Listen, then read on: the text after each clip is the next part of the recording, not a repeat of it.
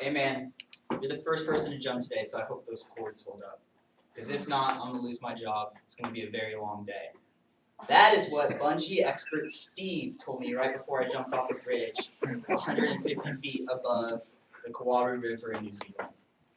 Between my senior year of high school and my freshman year of college, I got the opportunity to go on a graduation trip with my dad. I said, "Where do you want to go?" And he said, "I've never been to New Zealand." So that's where we went. While I was in New Zealand, we went to this place called Queenstown. And Queenstown is the adventure capital of the world. I didn't know that going into it, but I found that out very quickly. Today I'm going to have the pleasure of telling you all about how, when I went bungee jumping, I not only conquered a fear of heights, but I also learned a more valuable life lesson. And that in order to be the best version of myself, I need to step out of my comfort zone. I need to push myself to the limits. That way I can grow and learn. As I said, this jump really changed my life. We were just leaving Queenstown and going to another city in New Zealand called Christchurch. And as we were driving, a guide pointed out that this is the bridge where bungee jumping was created. And immediately my dad responds, "Pull over, we need to check it out." My dad looks at me and goes, "Son, we're in the adventure capital of the world, and one of us is bungee jumping, and it ain't gonna be me." When he said that, guys, my stomach just tightened up, and I was so nervous. Something y'all need to know about me is at that time in my life, I was the furthest thing from a risk taker. I did anything I could to stay comfortable. I did what I was, I did everything with caution, and it was just a miracle that I was going to even be going to school outside of the state of Texas. So I was a real homebody, and it was just not on the radar for me. But when he said that, I freaked out. So we pulled into the parking lot, and I remember there's these big glass doors, and we get there and it's closed. So we left early in the morning and it hadn't opened up yet, and I was so relieved. I was like, "Oh, yeah, I'm not doing it. I don't have to. Let's get on the road. We got to go do this thing tonight in Christchurch. Let's hit it." And he goes, "No, we'll wait." And so we waited 15 minutes, and they're in the car, and it's freezing cold outside, but I can't sit still, and I'm just walking back and forth. I'm pacing. I'm like, what am I going to do? I just was not ready for this, but they finally let us in, opened up the doors, and we went down to the front desk.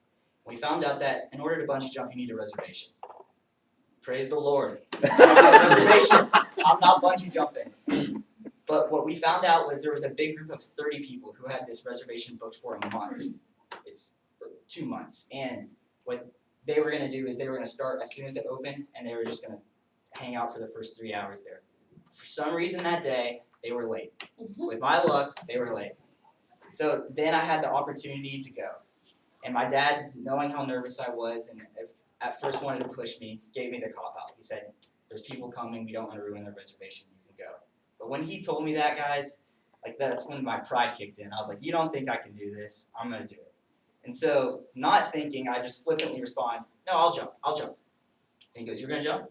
"Yeah, I'll jump. And so they took me over to this other desk, and they just made me sign my life away. I signed all sorts of waivers. They did these tutorials. I don't know what's going on. It's all a haze, and that part I don't remember. But what I do remember is after they taught me everything, and I didn't retain any of it, they brought me to the bridge, and I met bungee instructor Steve. And Steve is just all over the place. Steve sits me down, and he puts my ankles together. He takes a towel, wraps around my ankles, and he starts crisscrossing. And he connects the harness to my waist, to my ankles, and then he connects the bungee cord to my ankles. And as soon as that cord hits my ankles, you can feel the tension. So it kind of pulls you. And so it pulls me over to the edge. And I'm standing here with my ankles together, and he goes, "Scoot up." I go, "Steve, come on, bro." Scoot up. So here I am, I'm inching forward. And about halfway, my feet are halfway hanging off the edge. I'm looking down at the Kawaru River. And Steve makes that joke. He said, "Hey, you're first one jumping today. You're testing out the cords." And I was ready to turn around. I go, "Steve."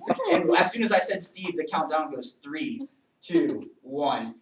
And I just dove. And I have no clue how I was able to do it because I thought like I was going to paralyze, lock up, and not be able to jump. But when I heard 1, I just dove, and I felt like I was falling forever. I mean, it just seems like it's crazy. I don't know how to explain it to y'all. But I'm just sitting there thinking, "Dear Lord Jesus, please let this thing pull me up." That's the only thing.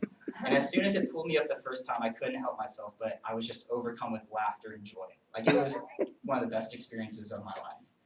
It's not as crazy as being chased by the ketamine or anything like that. But it was so exhilarating, and I'll never experience or feel something like that again because I'm never a bungee jumper. But there's a process. So after you initially jump, it pulls you up and down, and you're bouncing up and down. But since we're over a river, there's a big raft, and they have this pole. So I got to grab the pole, and it's this whole process for me to get back up. So I have like 2 to 3 minutes where I'm just hanging face down at the river, thinking to myself. And that day I realized I needed to make a conscious decision. And that decision was I needed to push myself out of my comfort zone. I never would have gotten to experience something like that if I hadn't taken that leap of faith, if I hadn't stepped out and done something I wasn't comfortable with. I would never be able to tell y'all I went bungee jumping off the bridge where bungee jumping was created. I would never be able to experience things if I didn't make that conscious decision that day. And so that day, I decided whenever an opportunity presents itself, I'm going to do my best to step out and do something I'm not comfortable with, because I'll miss out on experiences if I don't, and I won't grow if I'm just stuck at home and not doing anything. So that's what I learned that day. And I'm forever grateful for my dad making me pull over and bungee jump. I never thought I was going to be doing anything like that on that trip, let alone anything like that in my whole entire life. But as Ralph Waldo Emerson once said, "He who is not conquering a fear every day has not learned the secret to life."